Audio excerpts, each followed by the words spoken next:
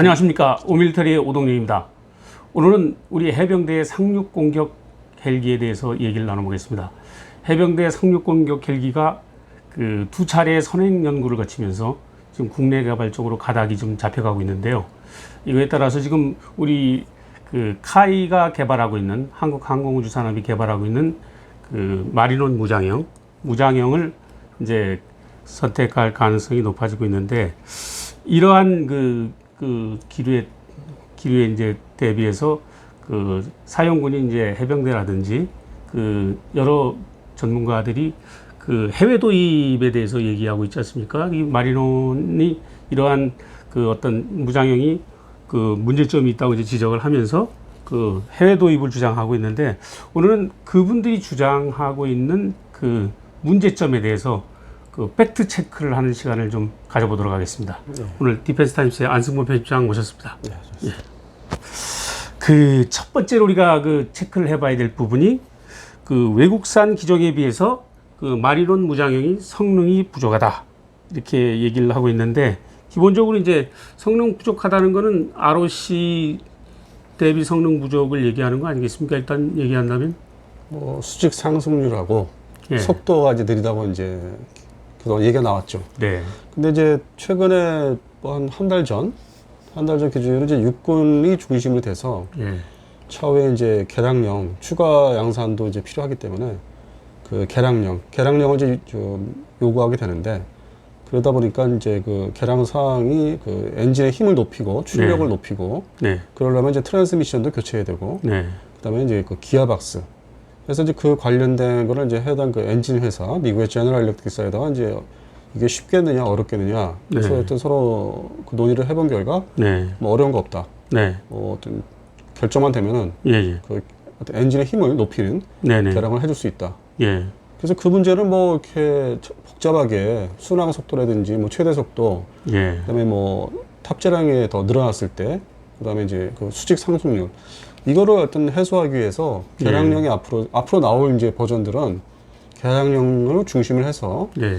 나올 것으로 예상되고, 그럴 수밖에 없는 게 차후에 이제 뭐 상륙 공격 헬기, 두 번째는 이제 해군의 이제 네. 소해 헬기도 이제 무장이 아니라 이제 어떤 장비를 많이 달아야 되기 때문에, 예.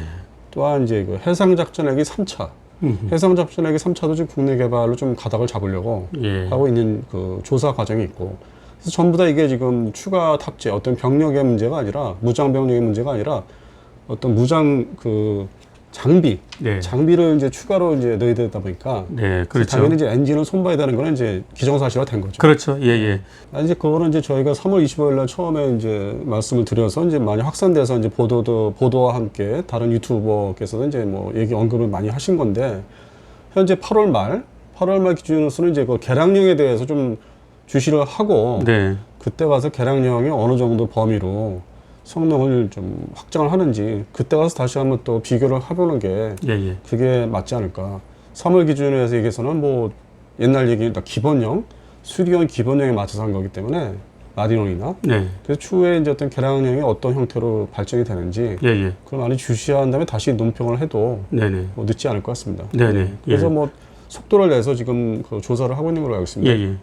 현재 지금 그 국산 그 해병대 상륙 공격 헬기가 ROC에 충족된 상태에서 네, 진행이 그렇게 되는 거기 때문에 일단은 그렇게 돼 있더라고요. 예. 거기서 더 업그레이드 시키겠다는 얘기 아니겠습니까? 예. 이제 육군 중심으로 이제 네네. 기본용을 이제 어느 정도 양산이 되니까, 네. 당연히 이제 우리도 그 미국의 그 블랙호크도 개량을 계속 해왔기 때문에 엔진 예, 예. 중심으로, 그래서 우리도 역시 이제 당연히 해야 되는 거고, 네네. 그래서 뭐 가칭 KUH-1 예. 뭐 A라든지 네. 그런 이제 어떤 번호가 알파벳이 또 붙겠죠. 예. 그래서 그걸 예정하고 있습니다. 네. 자, 그럼 두 번째 팩트 체크를 좀 해야 될 게 뭐냐면, 네. 그 국산 상륙 공격 헬기가 공격 헬기가 아니고 무장 헬기라는 지적이 있습니다. 그래서 그거는 네. 이제 뭐 단어의 차이라든지 네네. 어떤 개념의 차이를 이제 많이 논하시는 것 같은데, 그냥 간단하게 지금 그림을 사진을 보여주시면은 한반도에서의 또 작전 또 환경이 또 네. 특성이 또 해병대의 어떤 그 조직 규모 네네. 이런 걸 따져봤을 때는 저는 이제 사례를 들고 싶은 게 암드 블랙호크. 네. 두 번째는 이제 MH-60S에서의 어떤 그 스터브윙을 단 어떤 헬파이어를 운영하는 네네. 해상에서. 예. 그래서 그 작전 환경에 따라서 어떤 기존의 기동 헬기나 완전 그 미사일 대전차 미사일을 이제 장착 운영하는 예. 물론 이제 뭐 스팅어 미사일까지 암드 블레어크는 이제 운영할 수 있게끔 지금 뭐 사진에도 나오고 있습니다만 예. 지금 헬파이어 미사일 발사하고 있죠. 지금. 뭐 그거는 예. 이제 최초의 98년도 기준으로 해서 한국의 AHX 사업 때 네. 이미 제안을 했던 그 기록이 있었고 네네. 최근에 이제 2016년 이래로 일본에 네네. 이제 AHX 그 후속 사업에 대해서도 또 참여를 지금 경쟁을 하고 있는데 예. 그런 측면에서 좀 더 넓게 봐야 되지 않을까? 일단은 뭐 공격이다, 무장이다 이거를 논하기 전에 네. 그러면 그 사업에 대해서 일본에서 참여도 하니까 네네. 실제 성능을 좀 비교하는 게 네. 최종 성능을 좀 비교하는 게 좋지 않을까 싶습니다. 예. 그 일반 이제 전문가들도 하고 있습니다만 그 형상을 가지고 공격 헬기냐 기동 헬기냐 이제 그렇게 얘기를 많이 하지 않습니까? 그래서 좌석 형상이 그 사이드 바이 사이드냐 텐덤이냐 그러니까 병렬이냐 수직이냐를 가지고 이제 따지는데 그게 현대 전에서는 지금 의미가 없다는 이야기가 있죠. 아니 뭐 그 예전 2차 대전 때부터 예. 1차 대전이 아니 2차 대전 그 개전 초기 때부터 등장했던 전투기, 요격기, 공격기 모든 것을 망라하고 뭐 베트남전에도 그렇고 등장했던 네. 전투기, 공격기들 보면은 그거는 뭐 설계자의 예. 어떤 방향에 따라서 양쪽 사이드 바이드 그렇게 했던 공격기가 있었고 네. 앞쪽으로 이제 앉았던 게 이제 대세가 그러니까 숫자는 더 많죠 종류는. 예. 그래서 굳이 뭐 그거를 또 하나의 시비거리로 이제 만들어서 예. 어떻게 더 효율성이 좋다 하기에는 뭐 우리가 민간인이 그거를 오랜 시간 비행을 경험을 해서 하기 전에는 정확히 얘기하기 좀 어렵다고 봅니다. 예, 그러니까 미 국방부는 공격 헬기를 구분하는 요소를 근데 이제 설계적인 물론 요소보다는 작전 교리로 따지더군요. 물론 이제 이게 업체들의 고용된 그 예비역들이 네. 아 내가 이렇게 경험했는데 뭔 소리냐 네네. 그런 분도 있어요. 네. 근데 뭐 그분들 얘기는 이제 따로 이제 뭐 기회를 마련해서 들어보든지 뭐 어떤 예, 그런 별도의 얘기고 저희들 민간인들 예. 어떤 공격헬기 조종사 출신이 아닌 이상 네. 민간인들이 뭐 섣불리 뭐가 옳다 그러다 하기는 좀 뭐 쉽지가 않은. 예, 예.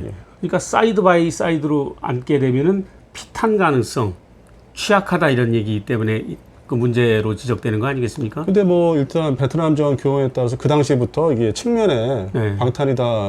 방탄 자석으로 다 돼 있고 네. 정면에서 어차피 뭐 어떤 전투기든 뭐 공격기든 공격 헬기든 맞으면은 어차피 그 손상 예, 예. 어떤 사람의 어떤 그 손상이 오는 건 맞죠. 예, 예. 그 네. 앞에다가 이제 뭐 대량의 뭐 그쪽에 센서가 달리는 부분인데 네. 방탄을 뭐 철저하게 하기도 좀 어렵고 네, 네. 물론 이제 그 아파치 같은 경우는 이제 전체적으로 돼 있는데 그 줄루라든지 예.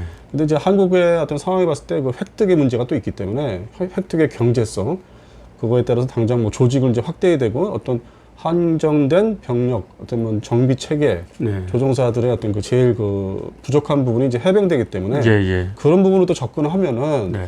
과연 뭐 좋다고 얘기하는 순수 공격 헬기만 그게 일단 우선적인 건가?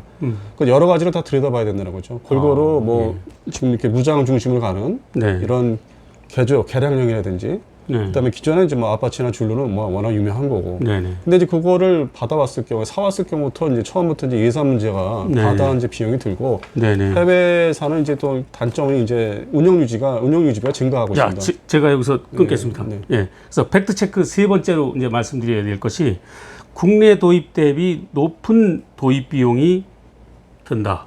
이런 이제 지적이 있지 않겠습니까? 그러니까 그 국산 헬기가 더 운영 유지하는데 돈이 많이 들어가고 그 기체 가격도 비싸다. 근데 이런 이제 지적인데요. 해외 직구매사들의 어떤 장단점이라고 할 수 있는 게 네. 해당 경쟁을 할 때는 최대한 가격을 낮춥니다. 그렇겠죠. 예. 그렇게 해서 일단 들어옵니다. 예. 그다음에 이제 운영 유지비, 부속, 뭐 부품비 네, 네. 거기서 상당한 이제 과다한 그 비용을 요구하죠. 예, 예. 특히 이제 FMS 같은 경우는 이제 그냥 달라고 하는 대로 줘야 되는 경우가 많고 특히 이제 뭐 유럽산들은 유럽의 어떤 뭐 특정 장비가 이제 그런 공군의 사례가 있었는데 고장이 난 어떤 특정 부분을 고치기 위해서는 뭐 6개월 이상 네, 네. 그래서 그거에 이제 문제가 생겨서 이제 결국 조기에 퇴역시킨 그 항공기가 있었고 네. 예상외로 두 번째는 이제 미국산은 이제 보통 아주 기본이 한 달 이상 네. 그래서 이제 그 해외 구입 장비들의 어떤 단점은 이제 그런 걸로 이제 분류가 되고 네.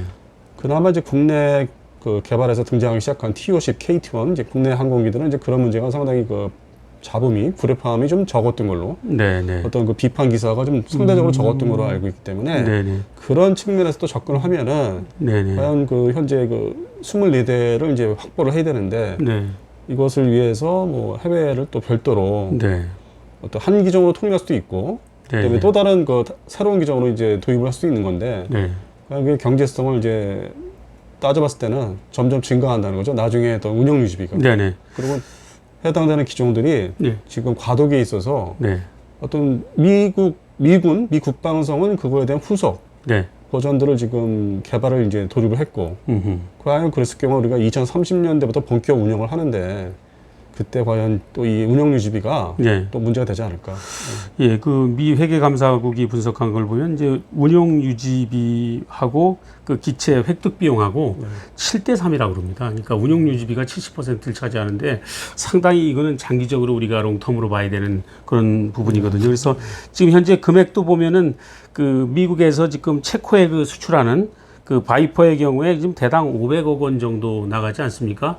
지금 그렇게 되는데 바이퍼가 지금 그 일부 마니아들이 이제 지적하는 거는 370억 원 미만이다 이렇게 얘기를 하고 있거든요. 그건 좀 사실과 좀 다른 측면이 좀 있는 것 같네요. 그 나라별로 네. 제안을 했던 게 다 틀린 걸로 어떤 장비 어떤 요구 조건 네. 들어가는 뭐 장비가 또 이제 부속되는 장비들에 따라서 무장이나 네네. 그거에 따라서 다 천차만별이죠. 아, 예. 어쨌든 우리가 그 해병대 상륙 공격 헬기를 제대로 도입하려면 작전 요구 성능에 제대로 적합한지를 잘 봐야 되고, 그 다음에 이제 그 외산 헬기에 비해서 국내산이 더 좋다고 한다면 정책적 결단을 이제 내려야 하는 거고요.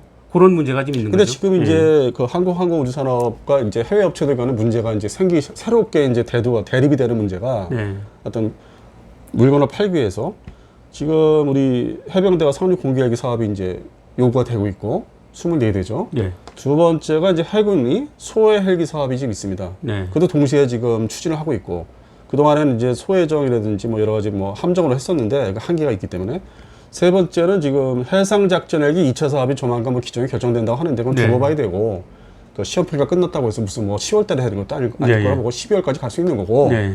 그러다 보니까 지금 그 해상작전헬기 3차가 벌써 소요가 24대로 나와 있어요. 네. 그러면 이게 규모가 소해헬기 앞에서 말씀드렸다시피 소해 해상작전헬기 대잠헬기죠. 그 다음에 상륙공격헬기 다 뭘 장비를 추가로 달아야 돼. 무장도 달아야 되고 소해헬기는 무장이 아니지만 예. 그러면 이 규모가 50여 대가 넘어가죠 최소. 네. 24대 48대에다가 소해헬기 한 8대 잡으면 60대 가까이 돼요. 네.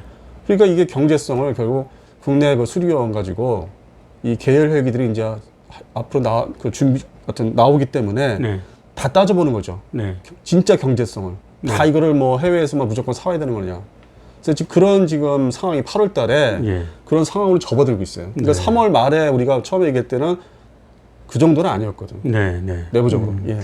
자, 그러면 네 번째 마지막으로 팩트 체크를 살펴보겠는데요. 그 1차, 2차에 거쳐서 이제 선행 연구가 진행됐는데 그 결과가 상반됐다. 왜 이런 차이가 벌어졌느냐? 그러니까 지금 이런 문제를 제기하는 분들은 그 청와대에게 이제 얼마 전에 이제 물러나신 김조원 민정수석이 전 카이 사장을 지내셨기 때문에 ROC 부분에서 어떠한 그 수정을 가하지 않았나, 카이 쪽에 유리하게 수정을 가하지 않았나 이런 의혹 제기거든요. 근데 뭐 정치 경제 분야는 더 저보다 해박하시고 잘하시니까 외교 분야까지 우리가 뉴스를 접한 거는 네, 우리 김조원 전 수석께서는 사실 우리가 의외로 네, 집에 더 관심이 많으십니다. 예. 그러니까 이런 어떤 사업이나 네. 그 먼저 있던 회사에 대해서 예. 그 관심이 실제로 없다는 그 상황이잖아요. 네네. 지금 예. 물러나시면서 네네. 집에 대한 어떤 애착도 있으시고 네. 뭐 제가 뭐 좀 비아냥되는 걸 들을 수도 있는데 네네. 저희가 뉴스를 접하고 느낀 거는 실제 그분이 그렇게 했을까 하는 거 이제는 최근에는 네. 그래서 그분 얘기는 이제 그만하는 게 뭐 좀 네. 저기 한 것 같아요. 도린 예. 것 같아요. 예. 어쨌든 지금 1차 결과는 이제 그 안보경영연구원에서 SMI에서 했을 때는 이제 바이퍼 쪽보다는 외국산 도입 쪽으로 결론이 났고 2차 때 기품원에서 했던 거는 이제 국내 개발 쪽으로 결론이 나지 않았겠습니까? 그래서 예. 간단히 말씀드려서 네. 뭐 저도 이제 이 분야에서 이제 이렇게 서로 이제 교류도 하고 많이 만나고 하다 보니까 네. SMI는 지금 이제 저희가 자료 사진을 이제 참고로 보여드립니다. 네. 보시면 이제 화면에 나가고 예, 있을 겁니다. 예. 그 바탕 어떤 그 배경에는 해외 업체에 대해서 상당히 우선시하는 어떤 그런 결과를 많이 내놨어요. 아, 어떤 그 배경이 그쪽으로 많이 좀 관심이 있는. 네네. 근데 대개 이제 예비역들이나 어떤 그런 분들이 나와서 하다 보니까 뭐 예전에 뭐 국방부나 그런 획득에 있던 분이 나와서 하다 보니까 오히려 이 날아다니는 장비들, 네. 항공기 분야는 해외 업체에 대한 의존도 어떤 관심도가 높았죠. 네. 지금은 많이 이제 국내 개발이 되고 있지만은. 네. 그러다 보니까 뭐 당연히 이제 해외 업체 우선적으로 네. 결과를 좀 내놨다고 좀 보고 네. 두 번째 그 국방기술 품질원 네. 거기라면서 뭐 국내 기관이니까 예, 그렇죠. 예. 우리 국내 업체를 우선 보호해야 되는. 네. 그래서 그런 어떤 좀 단순한 상반된 결과 나올 수밖에 없는. 네. 그래서 뭐 최근에는 뭐 3차 뭐 해야 된다고 이제 뭐 얘기도 있었다는데. 네네. 그래서 이제 방사청에 우리 또 차장님께서 네. 그 비용은 누가 될 것이냐. 네. 어? 돈을 또 어디서 구해다가 시간과 날리면서. 네. 그래서 뭐 일단하고 이제 거기서 끊어진 것 같은데. 네네. 지금 이제 종합을 해보면은 이제 카이가 그 기술력이 부족하다면 당연히 외국산 공격 헬기를 도입해서 해병대가 사용할 수 있도록 해야 되는데 카이가 기술력을 갖추고 ROC를 충족하고 있다면 일단 카이가 성공할 수 있도록 뒤에서 지켜봐주고 격려하고 성원해주는 그런 태도가 필요하지 않을까 이렇게 생각을 해봅니다. 오늘 말씀 감사합니다. 네.